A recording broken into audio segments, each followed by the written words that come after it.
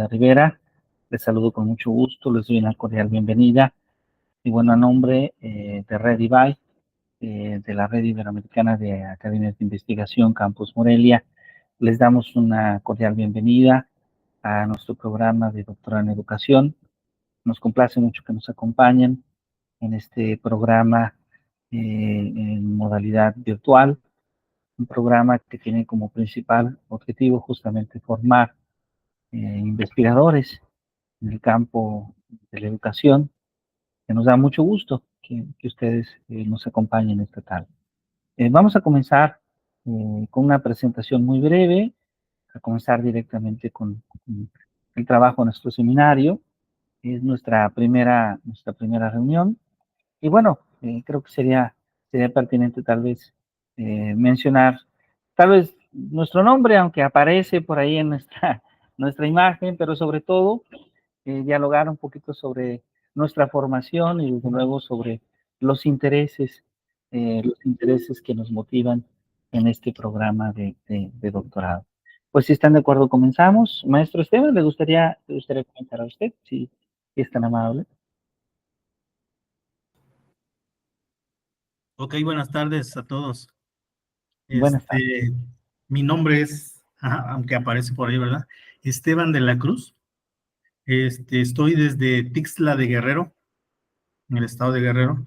En la parte de la formación cursé una licenciatura en Ingeniería Electromecánica, por ahí en el 99. Posterior, por cuestiones de trabajo, tuve que cursar otra licenciatura en Matemática Educativa. Posterior, una maestría en estrategias en educación y actualmente estoy laborando en una escuela normal aquí en Tixla de Guerrero. Muy bien, pues muchas gracias, maestro Esteban, que hemos tenido ya el gusto de que nos acompañe en el diplomado de las matemáticas. Bienvenido, un placer que nos acompañe. Muchas gracias. Maestra Claudia, adelante, por favor, si están amables. Bueno, pues también mi nombre es Claudia Yajaira Belán Güemes, yo soy de Bacalar, Quintana Roo, y tengo la licenciatura en Enseñanza de las Matemáticas, generación 2005-2009 de la UADY y 2009-2012 de la Maestría en Matemática Educativa del CIMBESTAB. Actualmente estoy trabajando en el Centro Regional de Educación Normal. Tiene un año que ya tengo mi base en la normal. Pues mi interés es pues adentrarme más a lo que es la cuestión de educación, pues justamente porque estoy pues, formando futuros docentes. Ese es el interés también de cursar el doctorado. Muy bien, muchísimas gracias. Muy bien, qué interesante. Entonces, tenemos a dos formadores en el campo de la enseñanza de las matemáticas. Muy interesante. Maestra Itzel Guadalupe, adelante, por favor, si están amables. Hola, mi nombre es Itzel Guadalupe Sánchez Argüelles. Yo soy licenciada en Educación Preescolar, egresada de la Normal de las Huastecas de Huejutla Hidalgo. Recientemente estudié una maestría en Educación y pues me interesa seguir aprendiendo y estudiando pues educación, ¿verdad? Un gusto para todos.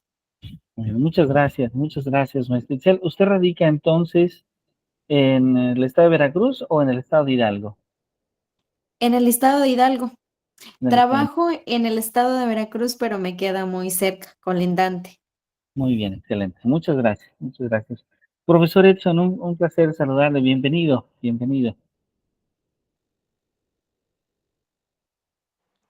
Hola, ¿qué tal? Buenas tardes.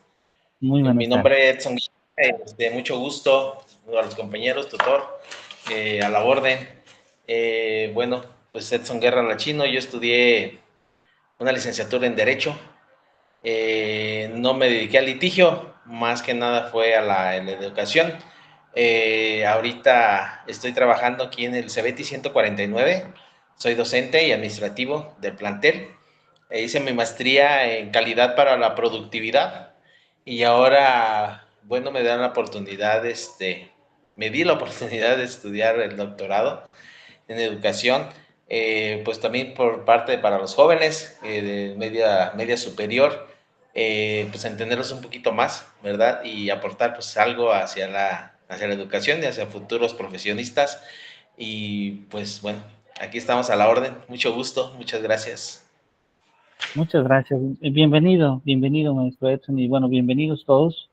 Muchas gracias por acompañarnos, por su confianza. Y bueno, vamos a ir entrando en materia un poquito. El programa de doctorado es un programa que está compuesto por 6 cuatrimestres. Estos 6 cuatrimestres, cada uno está compuesto por 3 y por 4 seminarios, de tal manera que a lo largo de todo el programa llevamos alrededor de 22 seminarios, de acuerdo a nuestro plan y programa de estudios. Es un programa que tiene registro de validez oficial ante la Dirección de Profesiones, la Secretaría de Educación Pública, a nivel federal, en la modalidad virtual. Es decir, vamos a estarnos uniendo los días viernes de 6 a 8 de la noche, y vamos a dejar algunas actividades semanalmente en la plataforma Classroom, actividades complementarias, y vamos a tener una gran variedad de profesores que participan en este programa. Sus servidores, el primer profesor, el profesor con el que comenzamos el día de hoy el seminario de epistemología y teorías del aprendizaje, pero a lo largo del programa van a contar con diversos profesores con los que van a estar trabajando. Algunos de ellos ya tuvieron seguramente la oportunidad de conocerlos el fin de semana pasado. Casi siempre cuando comenzamos un cuatrimestre tenemos una primera sesión de conferencia con la invitación de algún profesor, bien sea de nuestro claustro docente o bien sea del extranjero. El fin de semana pasado tuvimos la participación de 2 profesores muy importantes, el doctor Martín Pinos Quiles, en el campo de la neuroeducación, y la doctora Corina Lloris Villasana, ¿no? Entonces, bueno, nosotros vamos a comenzar este seminario. Cada cuatrimestre, entonces, está compuesto por alrededor, como lo había comentado, de 3 seminarios. Hay 2 cuatrimestres que tienen 4, pero la mayoría tiene 3 seminarios, y cada seminario está compuesto por 4 sesiones de trabajo. 3 sesiones de clase, 3 sesiones virtuales sincrónicas, y lo que llamamos una sesión de evaluación. La sesión de evaluación, de acuerdo a la organización que se tenga con el profesor, con el grupo, puede ser en su caso una sesión adicional de clase con exposiciones, con presentaciones, puede ser el envío de un ensayo y es esa sesión para revisión, puede ser la presentación de una evaluación mediante reactivos. Entonces ahí ya esta cuarta sesión, digamos, va quedando un poco a criterio. A veces es una sesión en la que únicamente se suben los trabajos correspondientes en la plataforma de Classroom, ¿no? Entonces, bueno, en nuestro caso vamos a tener el privilegio de hablar de un seminario muy interesante, como lo es el seminario de epistemología, un seminario que busca justamente cuestionarse sobre la naturaleza del conocimiento, ¿sí? Y es que gran parte de la labor que se busca realizar en un programa de doctorado es no solamente conocer, sino a lo largo de estos 2 años vivir el proceso de generar conocimiento. Este conocimiento que se genera a través de la elaboración, por ejemplo, de una tesis doctoral, que puede ser una de las maneras de concluir el programa de doctorado, de obtener el grado, o que puede ser a través de la presentación de artículos de investigación, de ensayos que sean publicados en algunas de las revistas, en algunas de las publicaciones que ya la red posee, y que de manera frecuente está invitando a los estudiantes para que ahí publiquen sus trabajos, para que sometan sus trabajos y los publiquen. Entonces, un programa de doctorado siempre busca esto, ¿no? Busca el generar conocimiento y la epistemología. La epistemología de esto trata. La epistemología trata justamente de clarificar de alguna manera qué es el conocimiento, qué tipos de conocimiento hay, eh, y desde luego con qué metodologías el conocimiento es construido. Porque al haber diferentes tipos de conocimiento, pues desde luego hay muy diversas metodologías. Algunas más aceptadas que otras, algunas más útiles que otras para el tipo de programa académico en el que nosotros estamos inmersos. Sin embargo, en este primer seminario, lo que buscamos es dar una perspectiva, dar lo que llamaríamos una, una mirada, una mirada general. ¿Sí? Entonces, bueno, si ustedes están de acuerdo, vamos a comenzar, nuestro seminario. Y para comenzar justamente nuestro seminario, voy a permitirme utilizar una presentación en PowerPoint que he elaborado para ustedes.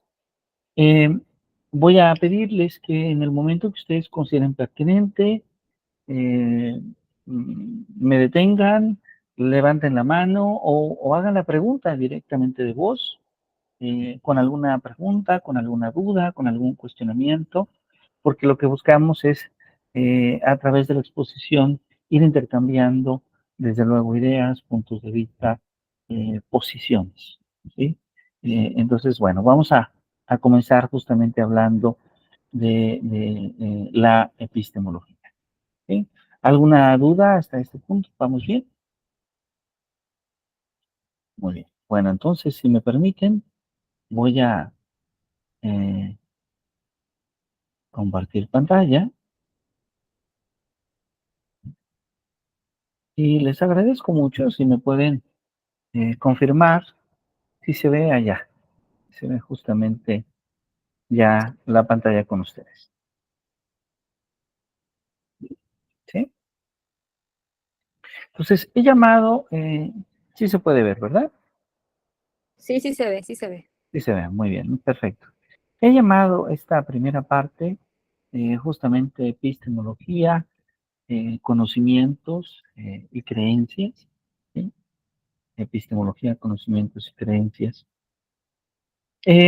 Porque justamente la epistemología, en cierta medida, nace de la intersección de estos dos conceptos. Es decir, la palabra epistemología, podemos decir que proviene de dos términos griegos. Por un lado tenemos episteme, ¿sí? Por otro lado tenemos logos, ¿sí? Episteme, que comúnmente lo traducimos como conocimiento, como comprensión, ¿sí? Como comprensión de, y logos, que generalmente lo asociamos a cuenta o a argumento o a razón, ¿sí? Y entonces, de alguna manera nosotros podemos decir que cuando hablamos de epistemología, hablamos de un conocimiento que nos da la razón, o hablamos también de un conjunto de argumentos que nos llevan a un conocimiento. Ahora, la epistemología, podríamos decirla que como término y como práctica, ¿sí? Es algo sumamente antiguo, ¿sí? Es tan antiguo como la misma filosofía. Sin embargo, cuando nos referimos a la epistemología como un campo de conocimiento, cuando nos referimos a la epistemología principalmente como un campo de investigación, ¿sí? Probablemente ahí nos vamos a referir a un campo que tiene no más de un par de siglos, ¿sí? Entonces, sí, el término es muy antiguo, pero los intereses, la relevancia en el campo de la epistemología la hemos descubierto de manera muy tardía. Podríamos decir que considerando todo el tiempo de la humanidad, todo el tiempo del ser humano, es sumamente tardío el momento en el que nos damos la importancia de la epistemología, ya que apenas hace 2 siglos que nos interesamos en este campo de conocimiento. Ahora, cuando nosotros hablamos de epistemología, seguramente hay varios personajes que surgen de manera inmediata, porque la epistemología ha tenido personajes importantes. Por ejemplo, podemos hablar de la epistemología de Platón. Platón, uno de los grandes filósofos griegos, de los antiguos filósofos griegos, y Platón se hacía una pregunta muy importante. Platón se cuestionaba sobre el saber, sobre el conocimiento, ¿sí? Platón asumía que conocer es bueno para el conocedor. Esto es muy interesante, porque en la epistemología de Platón, el conocimiento estaba ligado a una virtud. El conocer estaba ligado a la virtud humana. Mientras que por otro lado, John Locke, que también aparece en esta imagen, ¿sí? John Locke estaba más interesado en comprender la epistemología de otra forma, en comprender esa relación que tiene el ser humano con el medio exterior. Y entonces John Locke trata de comprender cuáles son esas operaciones elementales, cuáles son esas operaciones básicas que el ser humano tiene que hacer para construir su conocimiento. En cierta medida, John Locke le da un papel sumamente importante a la sensación. Le da un papel sumamente importante, pues, en este caso, a esa relación que tiene el ser humano con el medio como, como una forma de construir el conocimiento del ser humano. Kant, Immanuel Kant, un filósofo alemán sumamente importante, se cuestiona mucho tiempo después, no solamente qué es el conocimiento, no solamente cómo se construye el conocimiento, sino que Kant va más allá. Kant se cuestiona si es posible comprender las posibilidades del entendimiento humano. ¿Cuál es el límite del entendimiento humano? ¿Habrá algún límite del entendimiento humano? Es alguna de las preguntas que Kant se hace. Y desde luego tenemos también la epistemología de Russell. ¿Sí?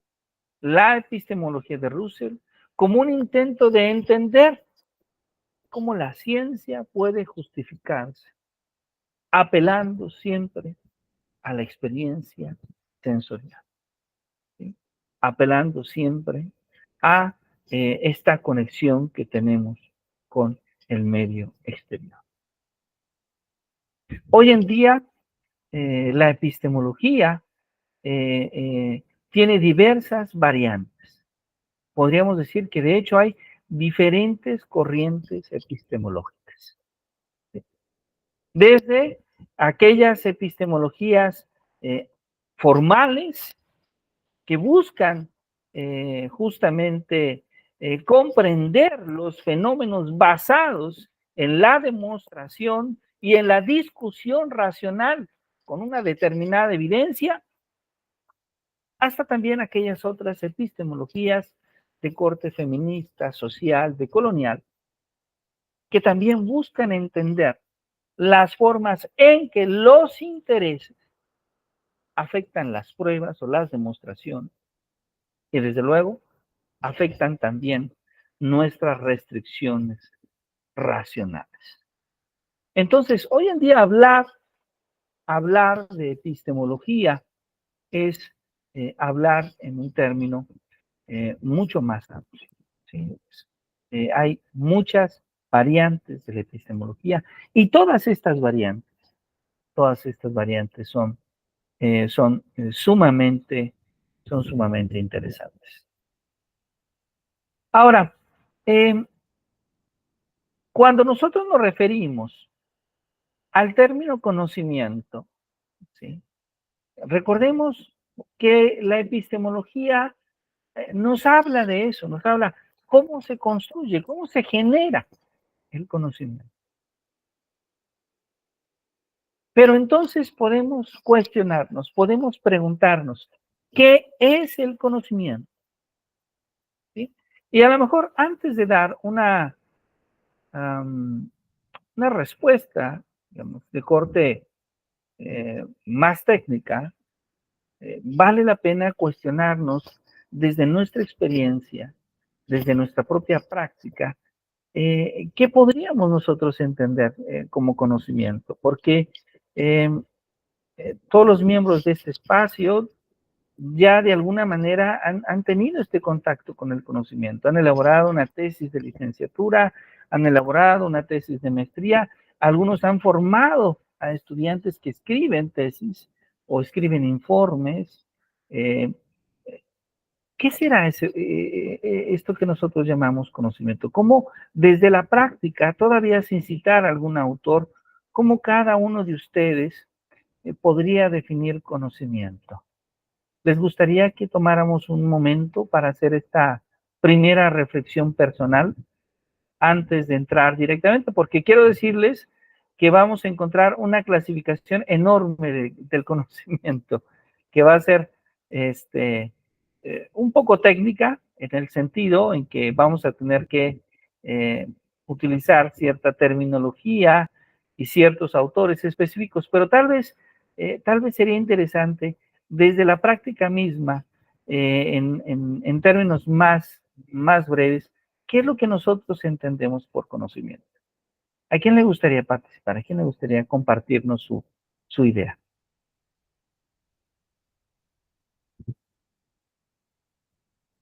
Ya había la maestra Claudia decidida. Pues es como la comprensión, por ejemplo, cuando los estudiantes generan un informe de prácticas, es cómo ellos comprenden su práctica educativa, cuáles son las modificaciones que tienen que hacer para la mejora de esa práctica educativa, o sea, cómo mejoro mi práctica cómo mejoro mis estrategias para obtener una mejor práctica y hacer que el estudiante pueda construir un conocimiento, por ejemplo, la suma, las restas, aprender a leer. Yo estoy entiendo como la comprensión de algo. La comprensión, el análisis, la reflexión y la modificación de algo para llegar a esa construcción. De ese algo que se va a hacer, que es el conocimiento propiamente. Muchas gracias, Claudia. Muy interesante esta propuesta. Maestra Itzel, ¿le gustaría compartirnos su idea? Sí, como lo dijo la maestra Claudia, es aquello que se encarga de analizar el problema de investigación. En general, así se entiende, ¿no? Permite no solo analizar, sino que realizar una investigación más a fondo, ¿no? Maestro Edson o maestro Esteban, ¿les gustaría participar? Compartirnos su punto de vista.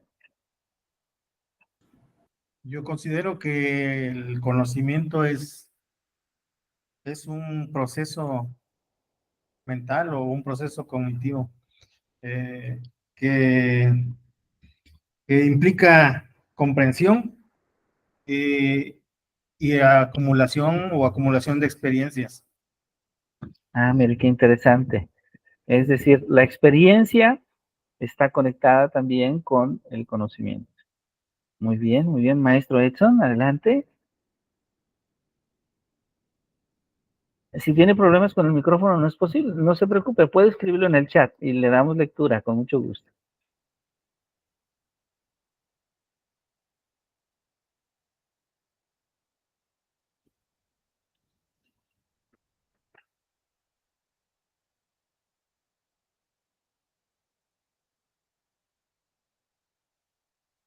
Muy bien, muy bien. Al parecer tiene alguna dificultad el maestro Edson. Pero ahí seguimos pendiente. Cuando el maestro Edson nos escriba, le damos lectura con mucho gusto. Muchas gracias a todos por su participación. Vamos a hablar entonces de esta definición de conocimiento. Y una de las primeras observaciones que vale la pena hacer es separar la noción de información del concepto de conocimiento. ¿Sí? Tener suficiente información de algo no significa conocer algo. ¿Sí? Lo dejamos así de manera muy puntual. Tener suficiente información de algo no significa conocer. ¿Sí? Entonces, podemos tener mucha información de la maestra Claudia, pero eso no es suficiente para decir que conocemos a la maestra Claudia. ¿Sí? Es decir, el conocer sí requiere información, pero requiere de algo más que solamente tener información. ¿Sí? Requiere de algo más. Este es un aspecto muy interesante. Un aspecto muy interesante. Y esta va a ser una de las primeras características. Voy a permitirme compartir con ustedes, porque sobre esto, a ver si ahí se ve, ya, ¿verdad? Porque sobre esto escribió Gilbert Ryle, quien aparece en esta imagen, como ustedes pueden ver, relajado en su asiento en el jardín. Y Ryle toma una frase que él escribe en su libro, El concepto de la mente, así se llama su libro. Dice, incluso si conoces muchos datos sobre Napoleón, no se deduce que conoces a Napoleón. Entonces, esto demuestra que conocer a una persona no es lo mismo que conocer una gran cantidad de datos sobre la persona. Entonces, una persona puede leer el manual de natación, pero si nunca toca la alberca, si nunca baja a nadar, si nunca está en el agua, no va a comprender lo que es nadar. Necesita de esa experiencia para comprender qué es nadar. Aun cuando conozca perfectamente el manual. ¿Sí? Entonces, conocer el manual de conducción de un automóvil no es equivalente a conducir el automóvil. ¿Sí? Aun cuando la persona lo conozca en detalle. ¿Sí? Ginette escribe en 1975 otro libro, Conocimiento, Percepción y Memoria. Y de alguna manera, él busca establecer una distinción en saber cómo y saber sobre el hecho. ¿Sí? Hacer esta distinción en saber cómo y saber sobre el hecho. Ese mismo año, Debord, Lacan, ¿sí?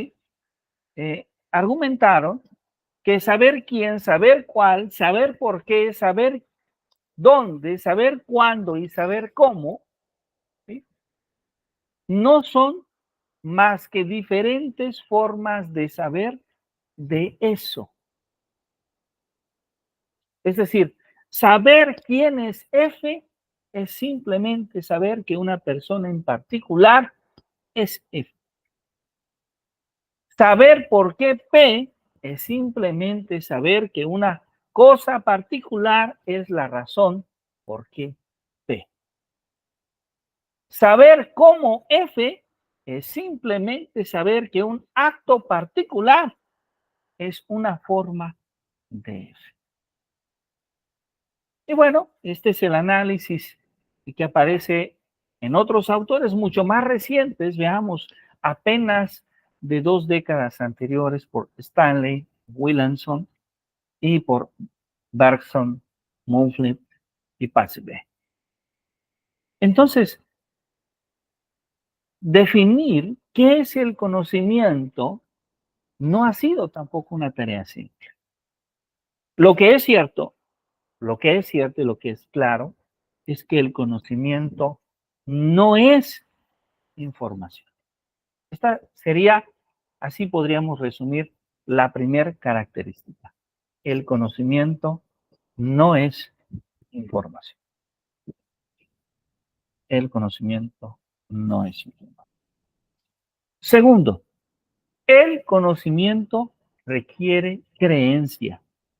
El conocimiento requiere creencia. Es decir, el conocimiento requiere que la creencia pueda ser justificada apropiadamente, ¿sí? Es decir, para poder crear conocimiento de inicio necesitamos creer que podemos construir ese nuevo conocimiento. Entonces, la información no es conocimiento, pero el conocimiento sí requiere de la creencia. Tercer aspecto interesante es que las proposiciones falsas no pueden expresar hechos y por tanto no pueden ser conocimiento. Entonces, otra característica es que el conocimiento requiere ¿de qué? Requiere de la verdad. ¿Sí? El conocimiento requiere de verdad. Entonces, voy a irme mucho atrás, voy a retomar este cuadro que aparece ahí. Entonces, ahí aparece claramente la idea del conocimiento.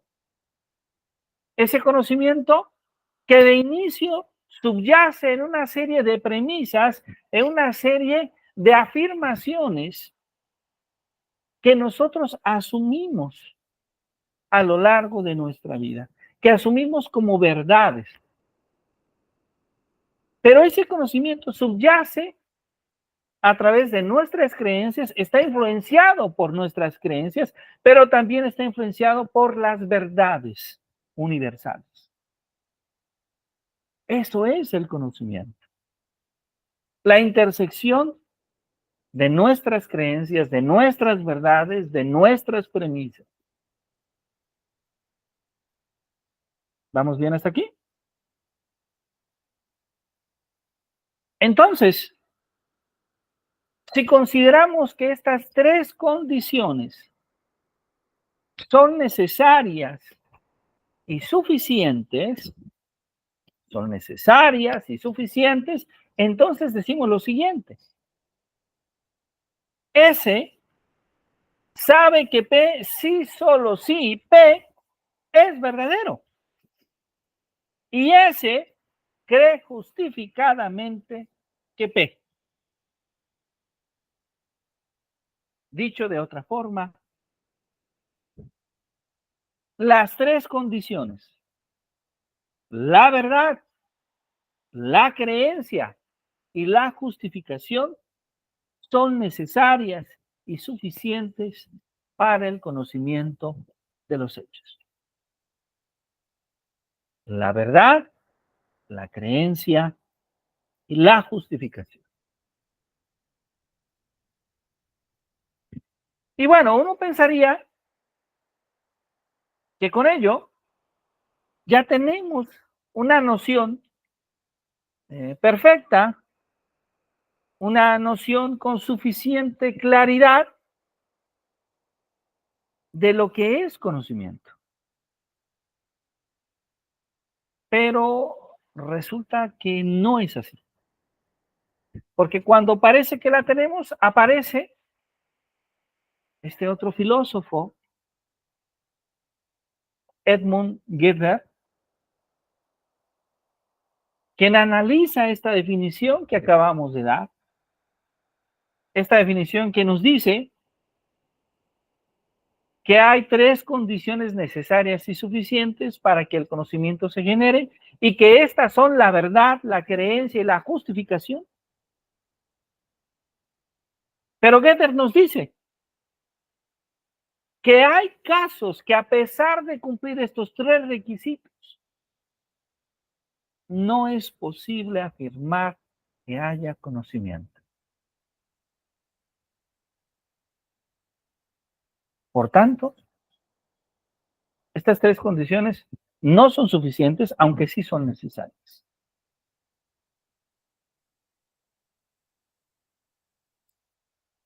Podríamos decir que el conocimiento declarativo se puede expresar mediante una proposición, una oración declarativa. Y esta oración puede tener un valor de verdad o de falsedad.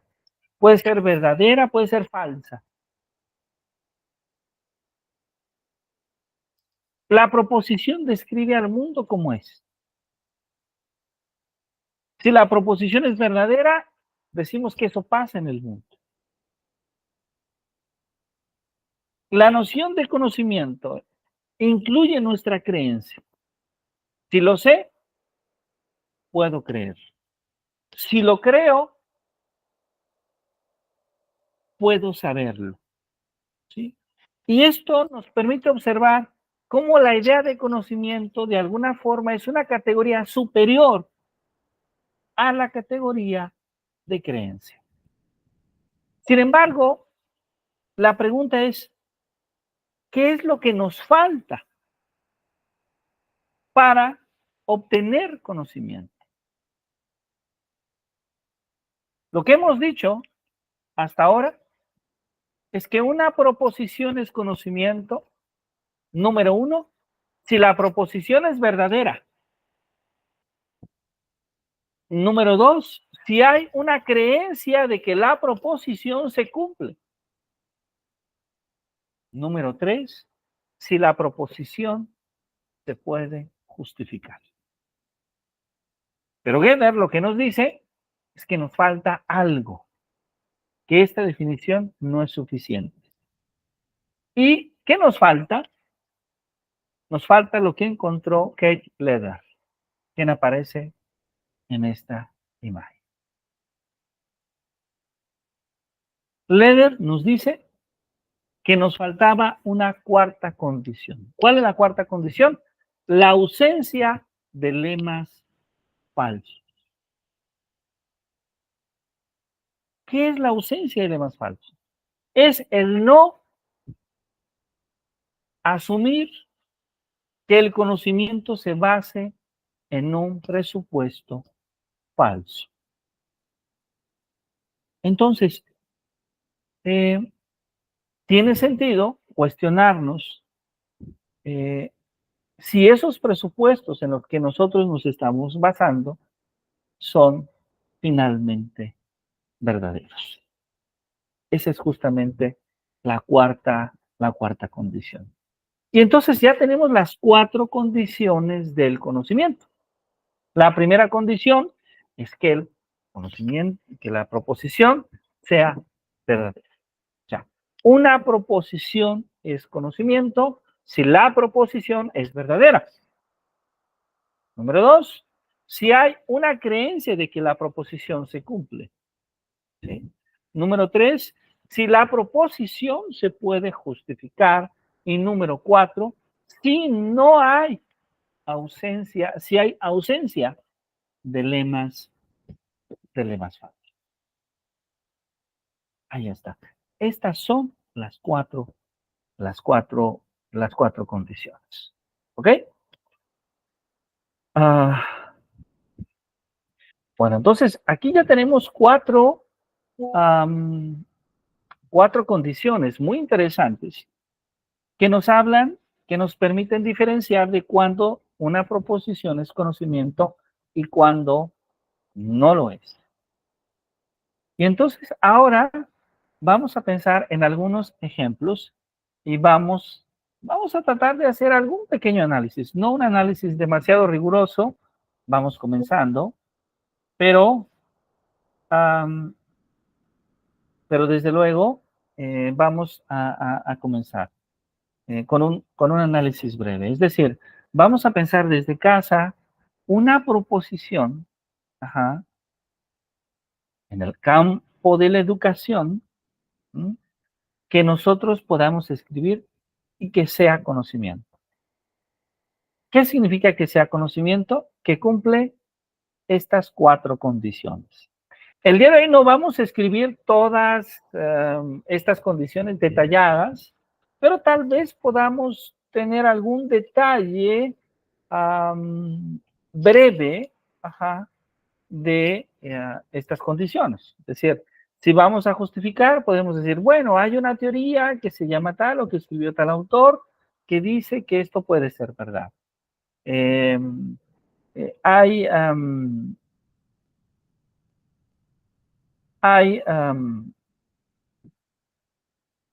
una creencia de que esto es verdad, hay elementos para justificar la proposición y puedo demostrar que no está basada en lemas falsos, por ejemplo. Y entonces parece ser que esa proposición que yo me permito mostrar como ejemplo puede ser conocimiento. ¿Sí? ¿Qué les parece este ejercicio? ¿Podemos intentarlo todos en casa un poco? ¿Se entiende un poco la idea? Sí, vamos a buscar una proposición, ajá, y vamos a tratar de verificar si esta proposición que escribimos cumple las cuatro condiciones de Rayleigh, de Leder, del conocimiento. ¿Ok? Solamente pedimos que esta proposición sea de origen declarativo. ¿Sí? Es decir, no puede ser una pregunta, ¿sí? Sino que tiene que ser una afirmación. ¿Sí? Una afirmación. ¿Sí? Itzel, Edson, Esteban, Claudia, ¿les parece bien? ¿Nos podría apoyar con un ejemplo? Claro, claro que sí, con mucho gusto. Vamos a suponer que, bueno, voy a poner un ejemplo polémico. Un ejemplo polémico. Por ejemplo, alguien podría anunciar de manera casi inmediata que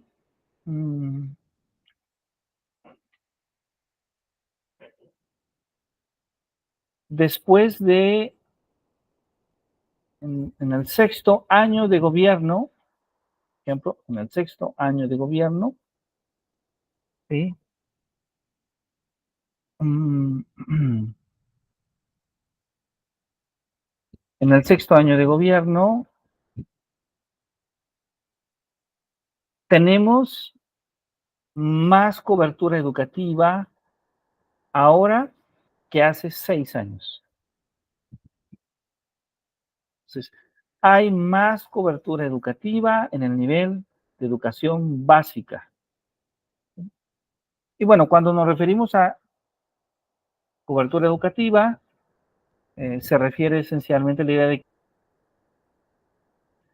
que desee estudiar, que esté en edad de ir a la escuela, en preescolar, primaria y secundaria, pueda tener acceso a la escuela. Entonces, cuando hablamos de cobertura educativa, esto implica hablar al mismo tiempo de accesibilidad a la escuela, pero también implica hablar que hay maestras y maestros suficientes en las escuelas. ¿sí? Para que puedan atender finalmente a los niños, ¿sí? Entonces, esto que acabo de afirmar, ¿sí? Inmediatamente alguien puede decir, bueno, esta proposición puede ser verdadera. Vamos a suponer que esta afirmación la hace el presidente, ¿sí? Y aquí tenemos dos seguidores del presidente. No sé, ¿quién se manifiesta seguidor del presidente? Nadie es seguidor del presidente. Por ejemplo, el maestro Edson y la maestra Itzel, supongamos que ellos son seguidores del presidente. Entonces ellos dicen, sí, es verdad. Es decir, de inicio, hay algunos que asumen que la proposición es verdadera. Esto no significa que esté probada que sea verdadera. Simplemente hay personas que asumen que la proposición puede ser verdad. Segundo, ¿hay una creencia de que la proposición se cumple? Tal vez sí, porque a lo mejor el profesor Esteban empieza a hacer una reflexión sobre las zonas escolares en las que él trabaja y empieza a recordar que la mayoría de los niños que él conoce en su comunidad, en su ciudad, van a la escuela. Y entonces esa afirmación que hace una persona en este espacio pareciera que se refleja como una verdad. No sé si me explico. Y la maestra Claudia dice, bueno, también donde yo estoy parece ser que la mayoría de los niños van a la escuela. No me encuentro a niños que no vayan a la escuela. Parece que todos los niños que están en edad escolar van a la escuela. Ahora, fíjense que esto es interesante porque esto cubre la sección que dice hay una creencia de que la proposición se cumple. Pero esto no significa que la proposición sea verdadera. Simplemente hay una creencia de que la proposición se cumple. Porque para algunas personas pareciera ser que tiene sentido la proposición. Nos vamos a un tercer requisito, que es la proposición se puede justificar. Y ahí viene algo más complejo. Ahí es donde ya la proposición tiene un reto más amplio. Porque tendríamos que revisar, ¿sí? ¿Cuántas escuelas había hace 6 años? ¿Qué población había hace 6 años? ¿Qué población infantil en edad de educación básica? ¿Cuántas escuelas hay ahora? ¿Y qué población en edad escolar asiste a esas escuelas? Para poder tener un porcentaje y compararlo. Y poder decir si este índice al que yo estoy haciendo referencia se incrementó o en su caso decrementó. Y entonces ahí en este tercer momento ya puedo hablar de si la afirmación es verdad o no es verdad. Pero todavía otro requisito. Recordemos que el cuarto requisito es la ausencia de lemas falsos. Podría ser que la información que yo utilizo para decir que esta afirmación es verdad sea una información que me dé la Secretaría de Educación Pública, que además le interesa que yo tenga esa información porque a la Secretaría de Educación Pública le interesa que diga que este índice es superior. No sé si me explico en este último punto. Entonces, en este último punto, podría ocurrir que yo tuviese un lema falso. Es decir, que tuviese una tabla que no reflejara la información real. Una tabla manipulada por la autoridad en la cual yo baso mi estudio. Y como consecuencia, confirmo una afirmación que en realidad es falsa. Y entonces ahí donde yo tomo la fuente resulta algo sumamente importante.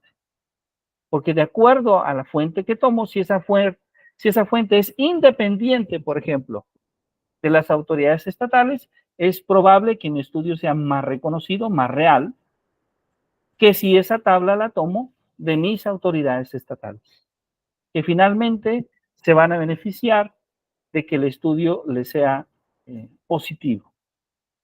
¿Sí?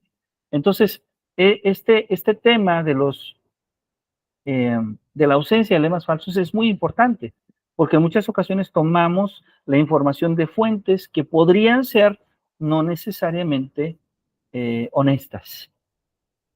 ¿Sí? O no solamente me voy a este caso, me voy al caso en que yo cometa un error y entonces tomo la tabla de otro año anterior. Es decir, hago una mala lectura de alguna documentación y en lugar de tomar información actual, tomo información anterior o información mal interpretada, ¿sí? Que también se da a veces. Entonces, este sería un muy breve ejemplo de cómo identificar estos 4 requisitos. No sé, maestra Itzel, si ayudé un poco o confundí más, tal vez.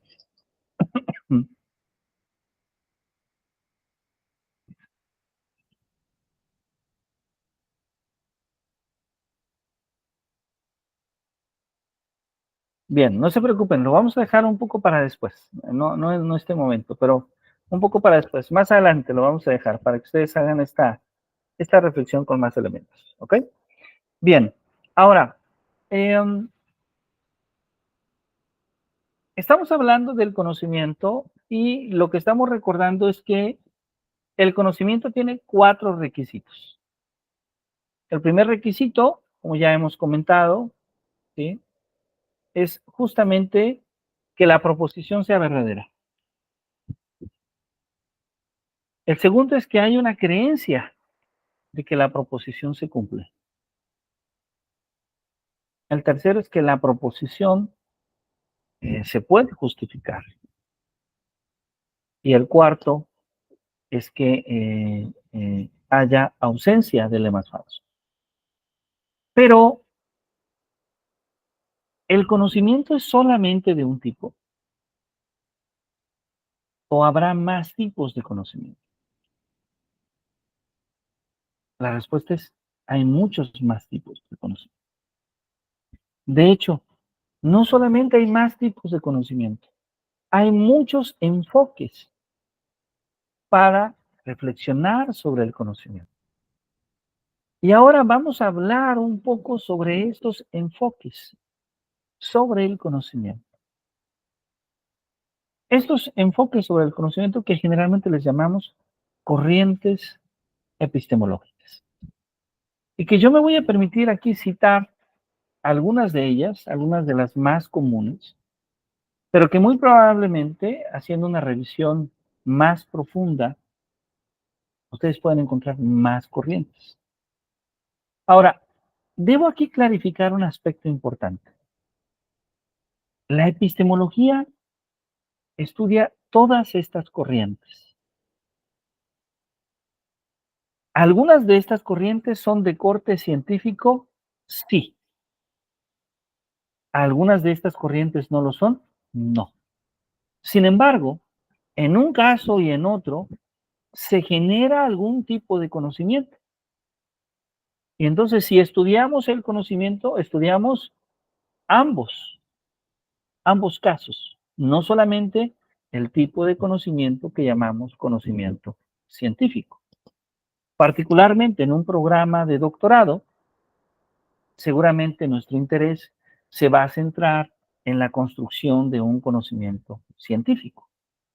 Pero a veces, para lograr comprender mejor este tipo de conocimiento científico, es necesario hablar de las diferencias que tienen con otros tipos de conocimiento para poderlo diferenciar.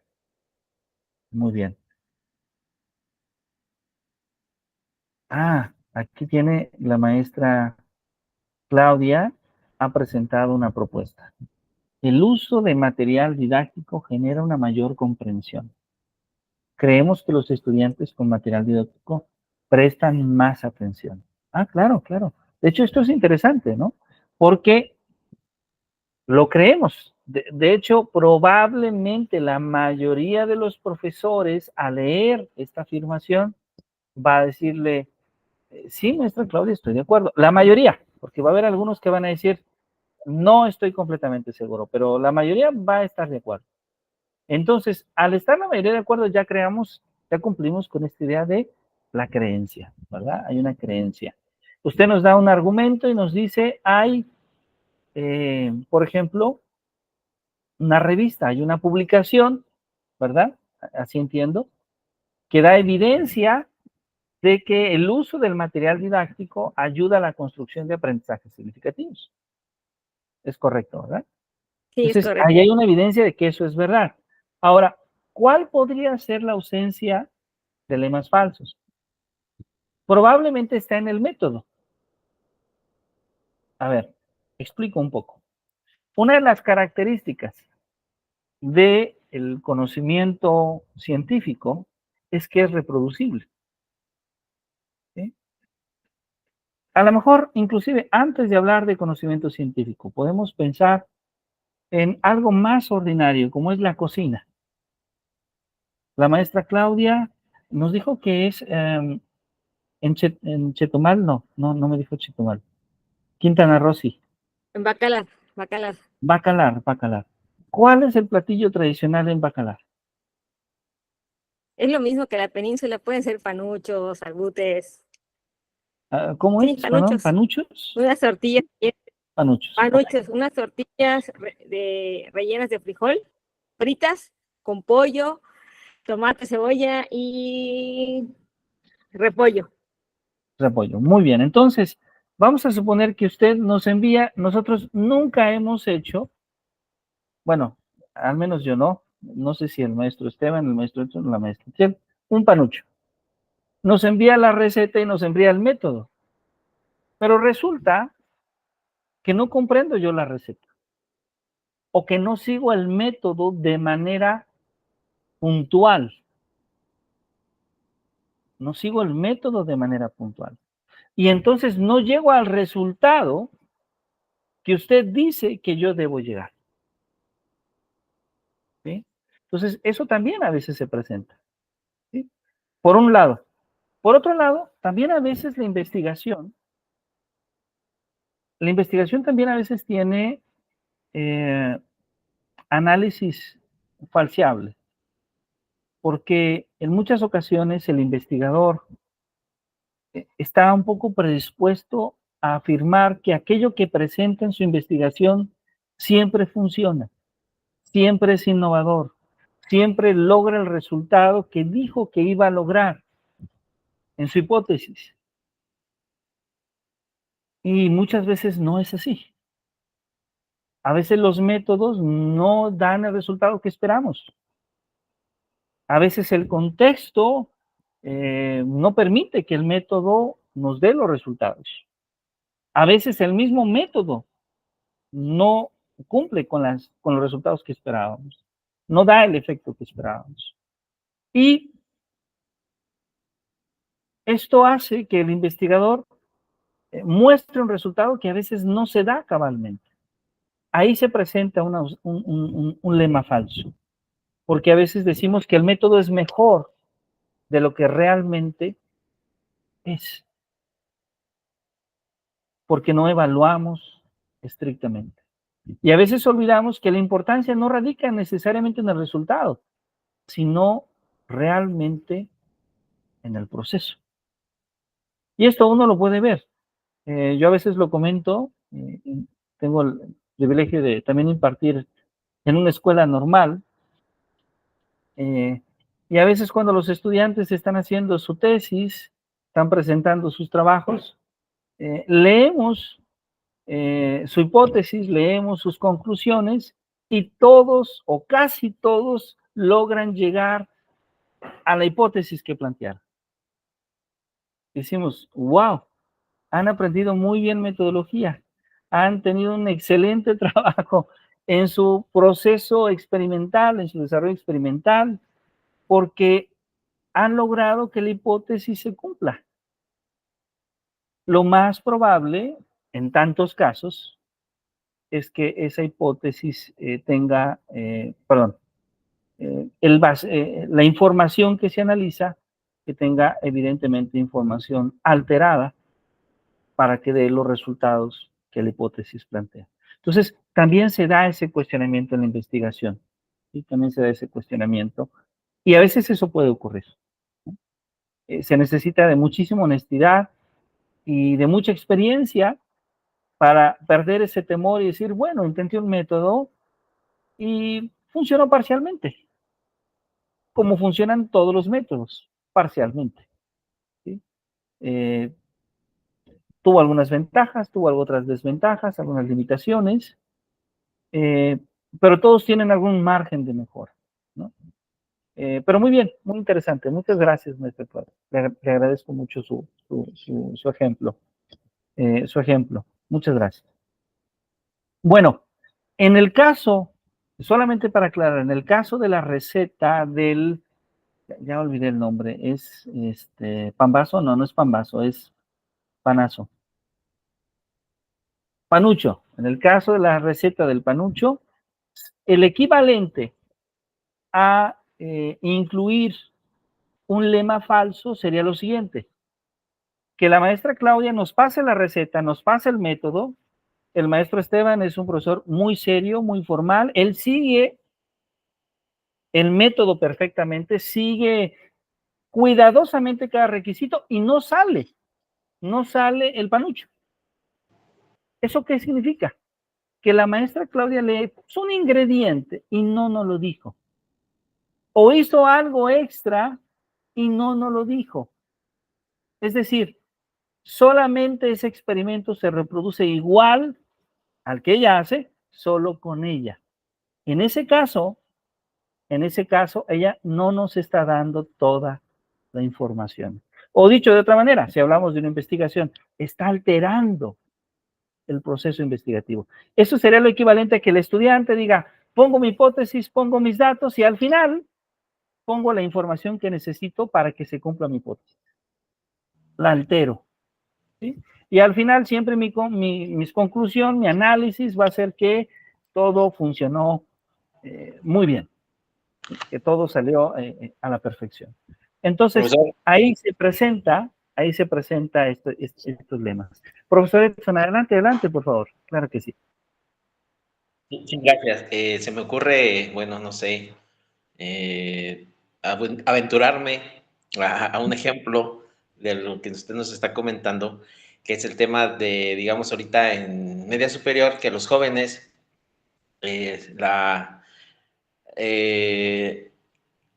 proposición de verdad sería que los jóvenes de bachillerato, del primer semestre de bachillerato conocen y saben argumentar, pues en tercero de secundaria les enseñan el tema de la argumentación.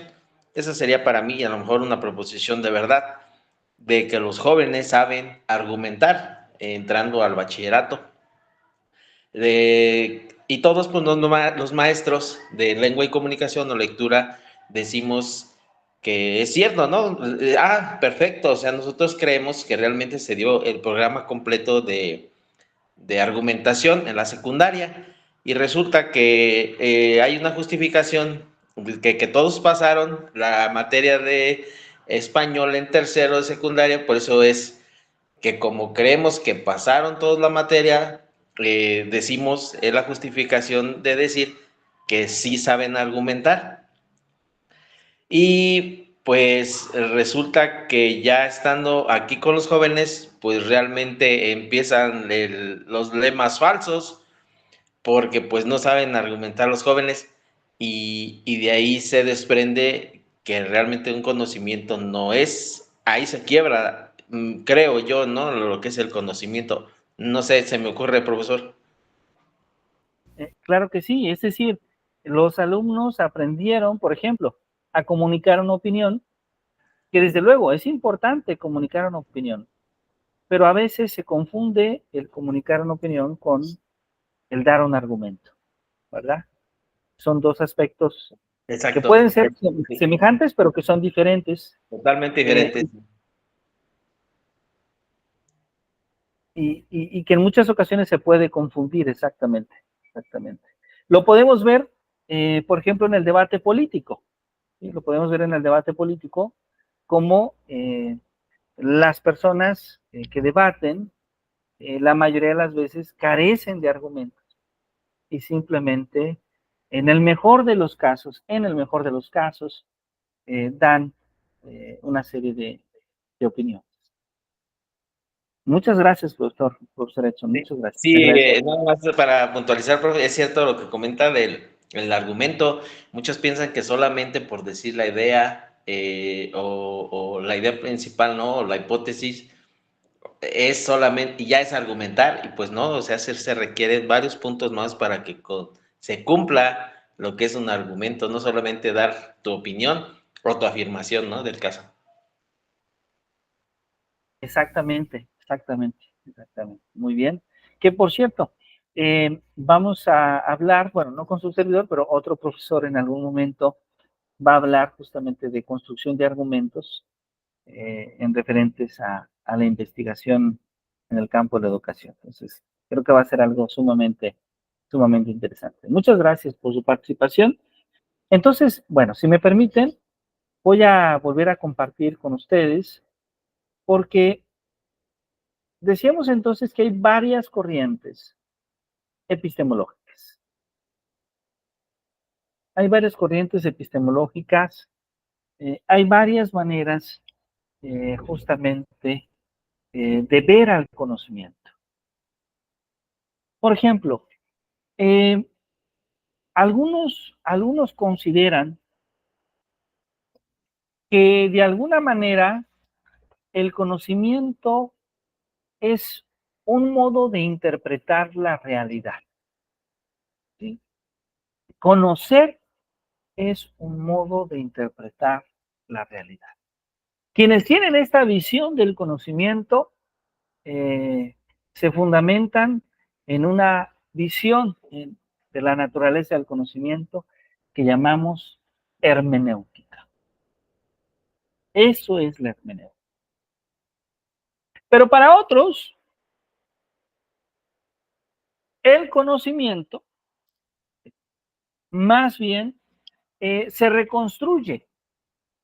El conocimiento va reconstruyendo la realidad, va construyendo y reconstruyendo la realidad.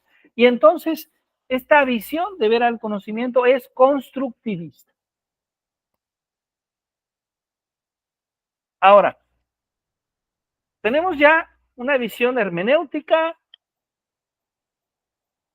una visión constructivista, pero además hay dos nociones interesantes en cómo se gesta la relación entre lo que le vamos a llamar el sujeto y el objeto. El objeto de conocimiento y el sujeto que conoce a través del objeto. Y nos preguntamos entonces, si existe una manera en la que realmente el sujeto pueda conocer el objeto. Esta pregunta nos lleva a dos respuestas. La primera respuesta, asumiendo una postura positiva, asumiendo la idea de que existe el conocimiento, de que es posible conocer. Y la segunda respuesta, que nos dice que es imposible conocer, que el conocimiento es algo inalcanzable, porque siempre vamos a desconocer más y más y más. Nunca terminamos de conocer. Esta segunda perspectiva generalmente le llamamos escepticismo. Y entonces, el escepticista duda de alcanzar el conocimiento, duda de poder justificar en aquello que cree. O dicho de otra manera, no cree. Entonces, a lo largo de la historia, el ser humano ha venido construyendo una serie de teorías que hoy en día llamamos teorías del conocimiento, para tratar de dar respuesta al escepticismo, para tratar de responder al escepticismo que sí existe el conocimiento, que sí el conocimiento es alcanzable. Y bueno, en esta imagen, como ustedes pueden ver, tenemos a grandes personajes. Por un lado tenemos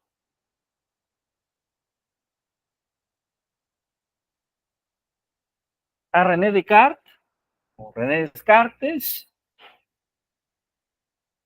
Por otro lado tenemos también a George Berkeley y a Francis Bacon. En esta misma imagen, tres filósofos y pensadores sumamente importantes. Ellos también se cuestionaron desde la epistemología. De hecho, si aceptamos que el conocimiento es posible,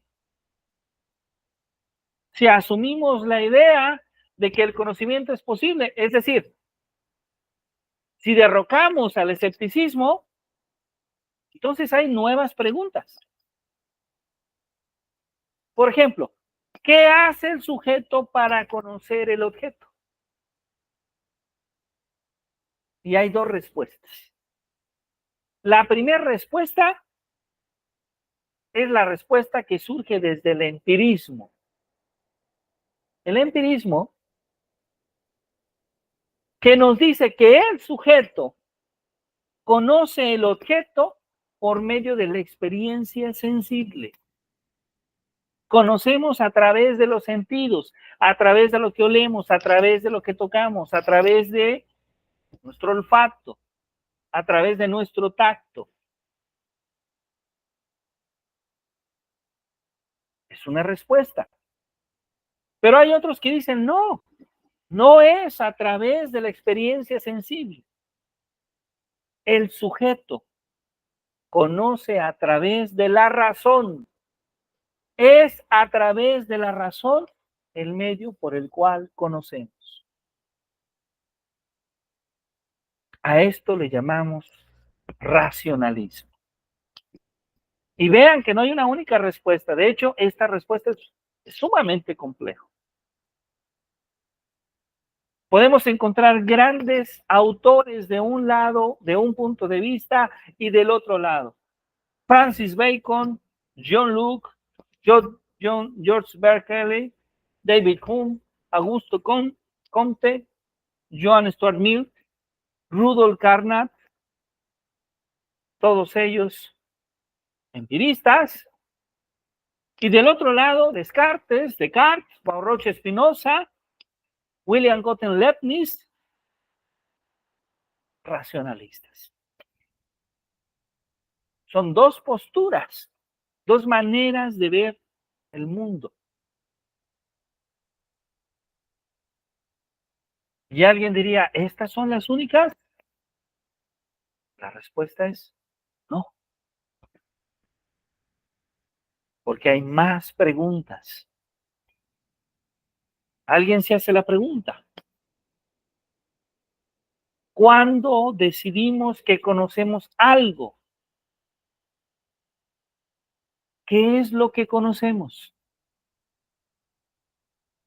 Algunos dicen que conocemos una realidad que es independiente de nuestro pensamiento, que existe, aunque nosotros no la pensemos. Qué interesante. El mundo existe independientemente de mí, independientemente de mi pensamiento. Otros piensan que nada podemos conocer fuera de nuestro pensamiento. Porque la realidad existe solo a medida en la que es pensada por el sujeto. Entonces, el primer tipo se llaman realistas. El segundo tipo se llaman idealistas. Entonces, vean que tenemos aquí, muy interesante, nuevamente dos puntos de vista distintos. El realismo epistemológico propuesto por Aristóteles, por Tomás de Aquino. Luego tenemos el idealismo por otros grandes personajes como Immanuel Kant, como Federico Hegel. Voy a parar aquí un poquito. Voy a preguntarles si alguien tiene alguna duda, alguna pregunta hasta este punto.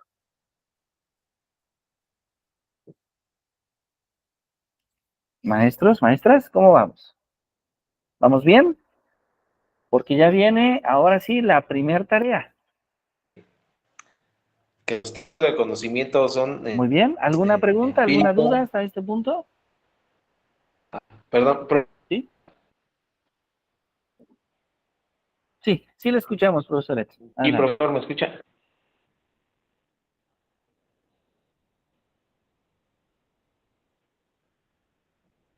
Gracias.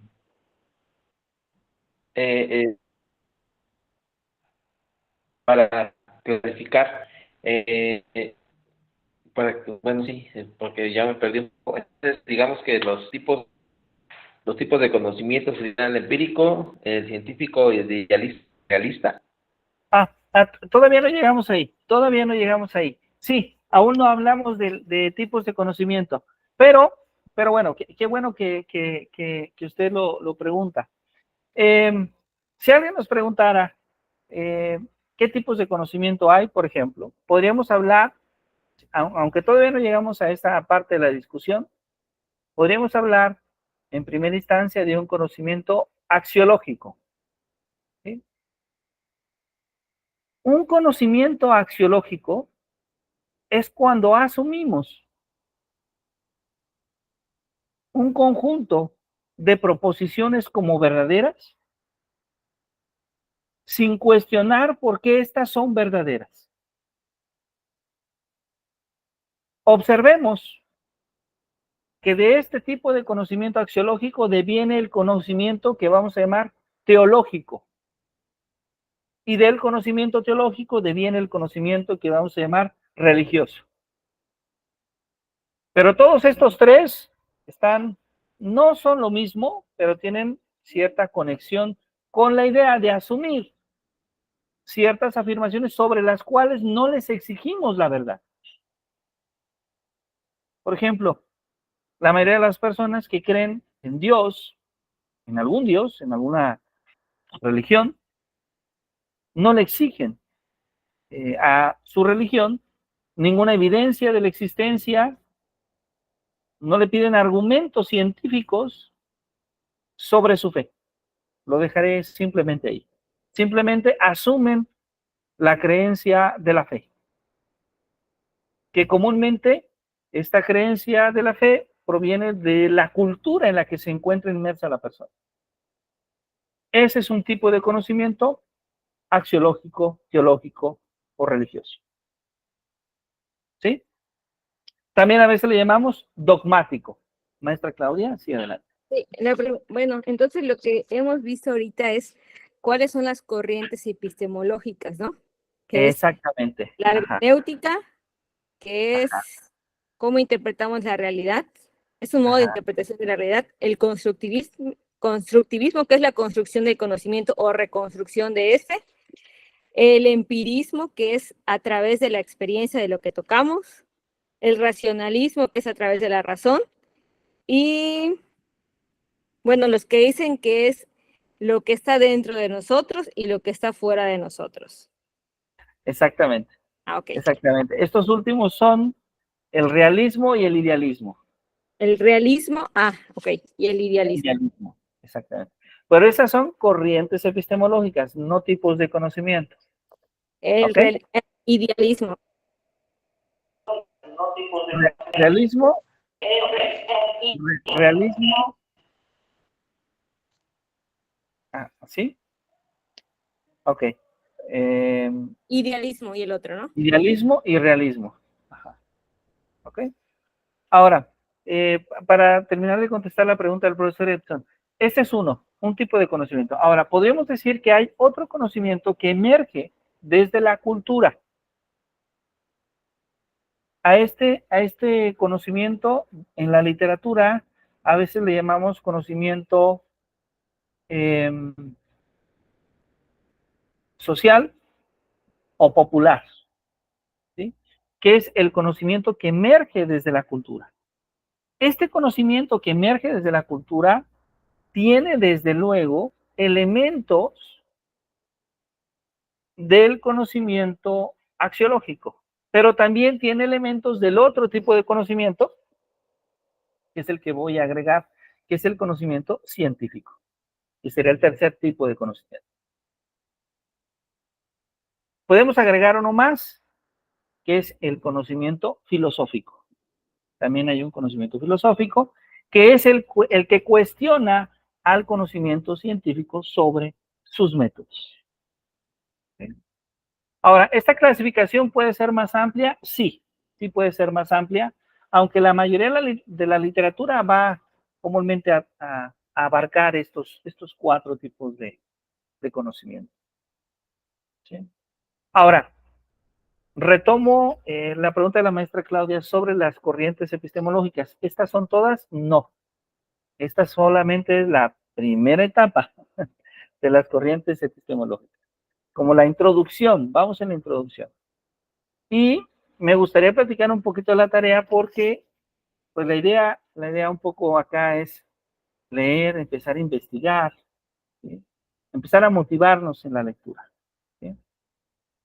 Entonces, ya el día de hoy empezaron a surgir algunos nombres, ¿verdad? Algunos nombres que podemos identificar en estas corrientes epistemológicas. ¿Sí?